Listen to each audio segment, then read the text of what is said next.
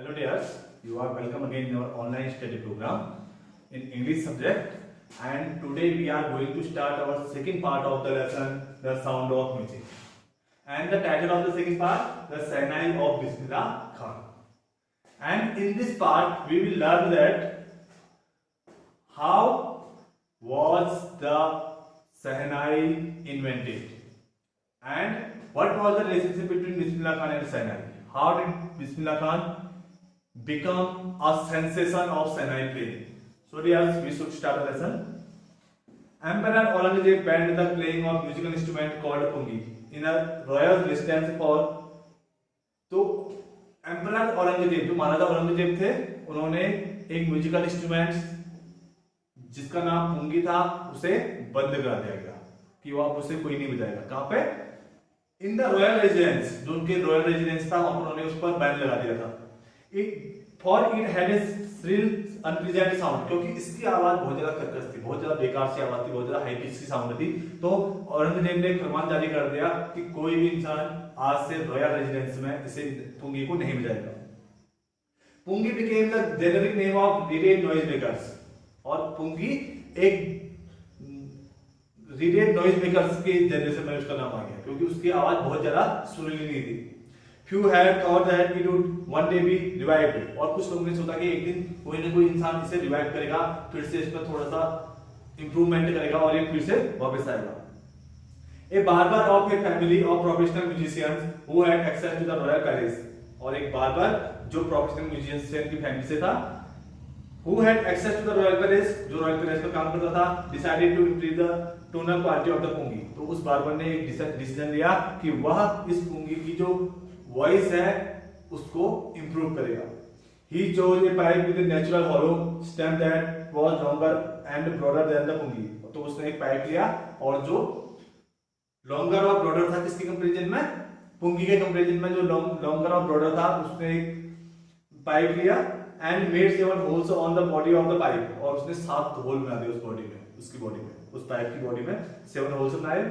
When he played on it, जब उसने उसे बजाया, closing and opening some of these holes, और कुछ को बंद करता और कुछ होल्स को बंद करता एक साथ और कुछ होल्स को खोलता. Soft and melodious sounds were produced, और उससे सॉफ्ट और मेलोडियस साउंड्स उससे प्रोड्यूस होने लगी. He played the instrument before royalty, तो उसने राजा के सामने भी वो उस इंस्ट्रूमेंट को बजाया. एंड एवरीवन वाज इम्प्रेस्ड, और हर इंसान उसके उस म्यूजिक से इम्प्रेस हुआ.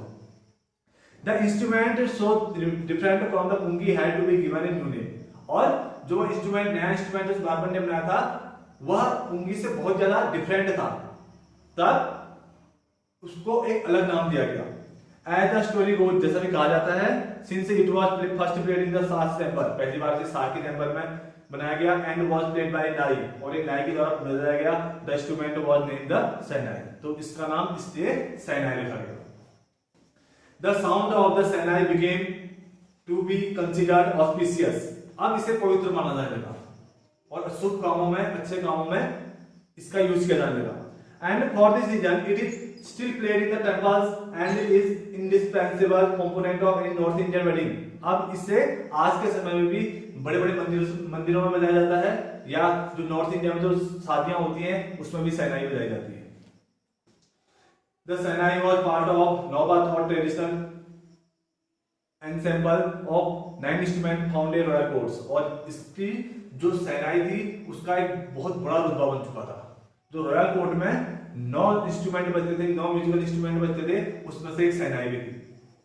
Till recently it was used only in temples and weddings, और आजकल ये केवल टेंपल्स और वेडिंग्स में बजाई जाती है.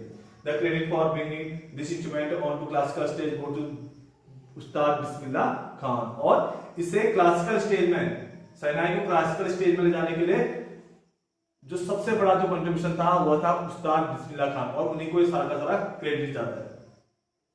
As a 5 years old, Bismillah Khan played gilli danda near a pond on the ancient estate of Dumrao in Bihar. As a 5 year old, जब बिस्मिल्लाह खान 5 साल के थे, Bismillah Khan played gilli danda near a pond in the ancient estate of Dumrao in Bihar. तो वह बिहार के डमराव के जो ancient state था डमराव, उसके पौंड के किनारे पर गुल्ली डंडा खेलते थे.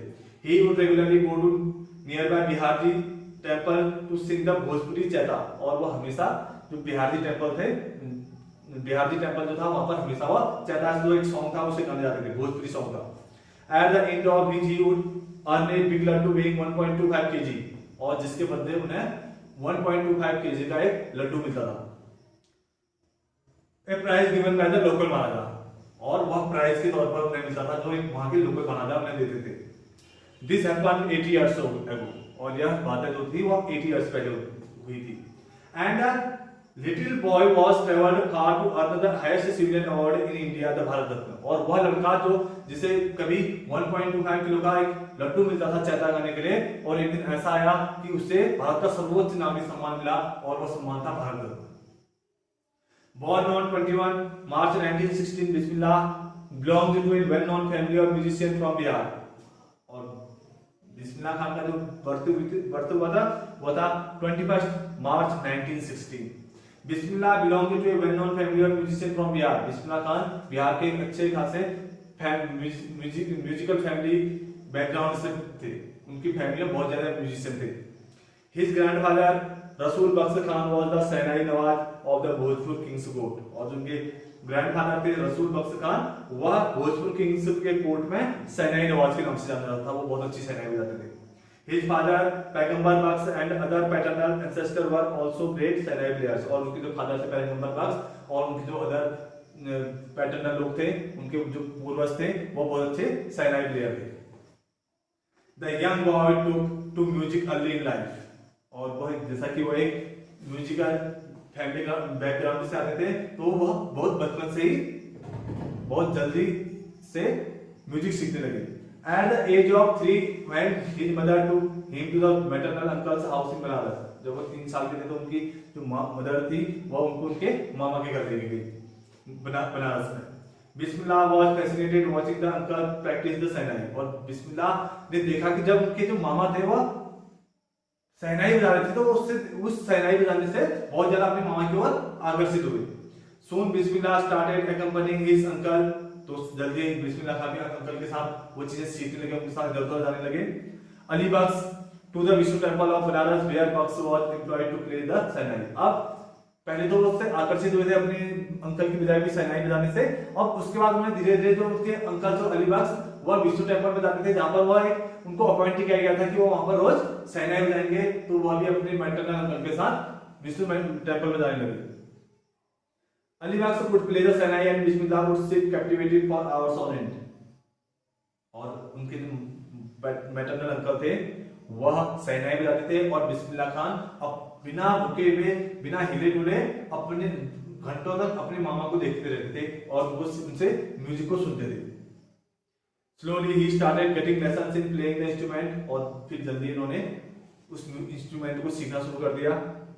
And would sit practicing throughout the day, और पूरे दिन भर वह उस चीज की प्रैक्टिस करने लगे। For years to come, the temple of Balaji and Mangala Maiya and the bank of Ganga became the young apprentice's favorite haunts where he could practice in solitude, और फिर सालों तक उन्होंने बालाजी टेम्पल में, मंगला मैया टेम्पल में और गंगा के किनारे लगातार क्या करना स्टार्ट कर दिया, प्रैक्टिस करनी शुरू कर दी, जो उनके लिए फेवरेट जगह बन चुकी थी। उनके लिए गंगा रिवर का जो बैंक था, किनारा था, वह उनकी एक फेवरेट जगह थी जहां पर वह लगातार शहनाई की प्रैक्टिस कर सकते थे। The flowing water of the Ganga inspired him to improvise and invent ragas that water earlier considered to be beyond the range of the shehnai. The flowing waters of the Ganga, जो गंगा का जो बहता हुआ पानी था, inspired him to improvise, वह उन्हें inspire करता था कि वह शहनाई में बहुत ज्यादा इंप्रूवमेंट करें, एंड इन्वेंट रागाज, और क्या करें, नए नए राग की खोज करें शहनाई से। That were earlier considered to be beyond the range of the shehnai, जो कि पहले शहनाई का सिर्फ एक रेंज होता था, लेकिन जब बिस्मिल्लाह खान ने लगातार गंगा नदी के किनारे पर बैठकर प्रैक्टिस करनी स्टार्ट की, तो केवल वो प्रैक्टिस ही नहीं करते थे, उन्होंने बहुत सारे राग इन्वेंट कर दिए जो पहले कभी भी नहीं हुए थे। So dears, it was today's lecture and we will complete the lesson in the next lecture. Thanks. Have a nice day.